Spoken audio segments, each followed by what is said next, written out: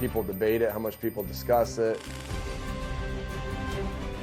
It certainly is one of the big storylines. Sal Paolantonio in Philadelphia for us, as always. Sal, how are both teams approaching the tush push today?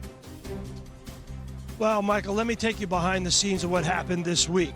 So first, the Rams complained to the league and showed them the no call on the false starts. And then Ramon George, the new VP for officiating, sends out the training tape to all 32 clubs and says, listen, we've got to call this tight.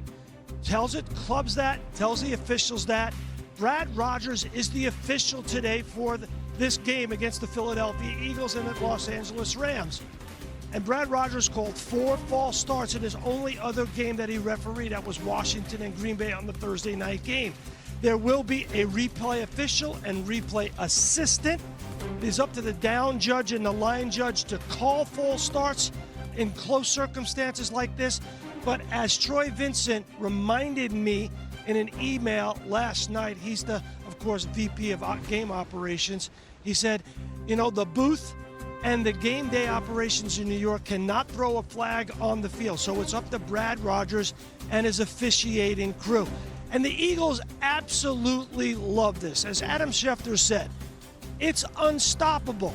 The Eagles have scored touchdowns 34 times on tush push since 2022. That's 238 points just from that one play. Last year, the New York Giants in their season had 273 points. So it's been a very powerful weapon, not only on the football field, but psychologically. Teams know it's coming and they can't stop it. And the frustration is bubbling to the surface, as you saw last week. Chris Jones out of his mind. They ran it 7 times. Frankie Luvo right behind me in the end zone, jumping over the pile to where Sean Hockley has to say on national TV, you do it one more time, we're giving the Eagles a touchdown. And the Eagles know that teams are spending time practicing to stop the play. That takes them away from other practice time, doing other things to stop the Eagles offensively and defensively. So they like the spot that they're in with this play, Michael. All right, Sal, we'll be with you all day long. Obviously, a lot of other storylines in that game as well, but this is the one everyone is talking about. Shefty, fill in any blanks that there may be here. Well, there's a lot of conversation about how this play is going to go away. We even heard Jason Kelce say this will be the last year that he expects it to be gone. But in speaking to people around the league this week, they insist that there are no assurances that this is going to have a vote done in the offseason. They need an author to champion a proposal. They don't have an author right now. Mark Murphy did it last year for the Green Bay Packers. And again, he's retired. So you're going to need a team to introduce that. None of that has happened. Could it happen? Absolutely. But right now, in late September, there's no movement to get rid of the play. So going forward, the Eagles say if it's so easy to do, why aren't more teams doing it? And I could also tell you that with the NFL sending out that instruction from the referees this week, I think the feeling is today, do not be surprised if and when the officials call at least a false start on the Philadelphia Eagles on one of these plays. Alex. This is it's depressing to hear you say that, Shefty, honestly. I mean, I think, at least I was hopeful that this was like the farewell tour of Maybe the it is. push, like Maybe. the final season of it. I mean, listen, we can get into, like, I think it is an extremely boring play to watch in a very critical situation. But most importantly, beyond even the officiating, no one can spot the football. Nobody can even see the football. I mean, these stadiums now, we've got replay officials, we've got 500 cameras in there. You still can't find the football. And in a very critical situation, right, line judges are coming in just guessing if it's a touchdown. When is forward progress stopped? Nobody has any idea. I mean, just ask the Bills in the AFC Championship game with the game on the line. One line judge runs in a yard past the first down marker and the other one doesn't, right? And they're staring at each other with their arms up.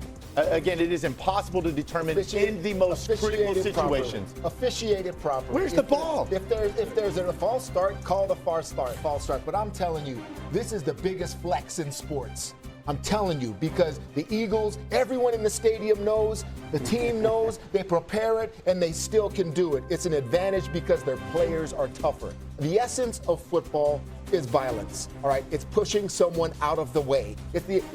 I've heard like Steve Young and all these quarterbacks, the artistry of the quarterback and all. No, when you come down to it, it's blocking, it's tackling, it's who's tougher, and this is what the Eagles are. They're just tougher and stronger, and their O-line is better than everyone else, and no one can stop it. I respect the play. Even as a defender, you have to figure it out. However, I can't stop this play if they're false starting.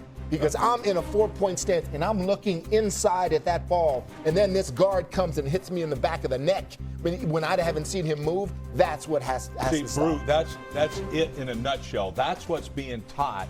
I think that's it. Look, nobody can stop Tom Brady for quarterback sneaking. I can assure you, for 100 years. Tom Brady had no athletics. Right. He couldn't squat 200 pounds. It doesn't matter. They blocked it well. So this play, I don't want to see thrown out. I want to see it officiated properly. And when you see, look, the Eagles are teaching the guards to fire off a little early. Why is that important? Because you're on your heels. You're not attacking them. They're attacking you. You're in the catch mode now because you can't react until the ball moves. So what it is, a typical cadence, all right, fans, is this. Blue 80, set, hut. And so what they're doing now, the guards are jumping just after the set, right before the hut. Like, it's that quick. And they're getting that momentum going. That's why they're moving early. It's an advantage to them. They got momentum coming. That's why they're so darn successful with it. It's going to be interesting to see if this officiating thing is finally done correctly. Will they still have the success? I think they're still going to have a lot of success. I don't think that for a minute. Why? Because of those physical traits that you explained. They are physical. They're well coached. That offensive line coach does a hell of a job. But make no mistake by it, fans. All right? Tom Brady, you can look at the numbers. Back in New England, back when I called a timeout against that stupid undefeated team, right? Okay, by the way, we stopped them. That play, we stopped them again, another play. On defense, you're allowed to make a damn play. All right, shut up, quit making excuses, make a play.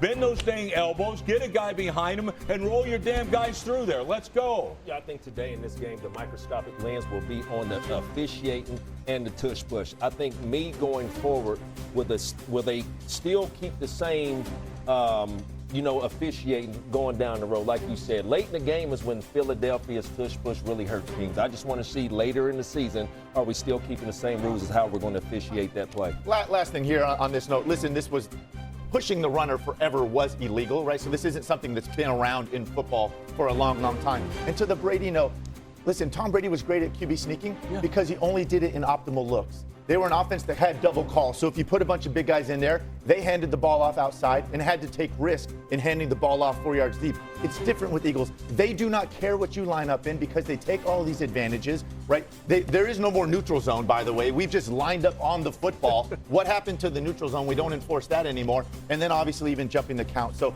listen, it's hard to watch, but certainly there's a lot at play here. It's not the only storyline in that game. The Eagles, by the way, are the only team in the sport without a passing touchdown on the season. We will dive more deeply into what their offense needs to get right as we continue today. Randy will have thoughts on that. And there's Matt Stafford getting ready to go. He's had a big weekend. He was there to support his buddy Clayton Kershaw the other night. We talked to his star receiver, Devontae Adams, earlier. We'll see what the Rams have ready for Philadelphia. And Carson Wentz making history today. Find 18.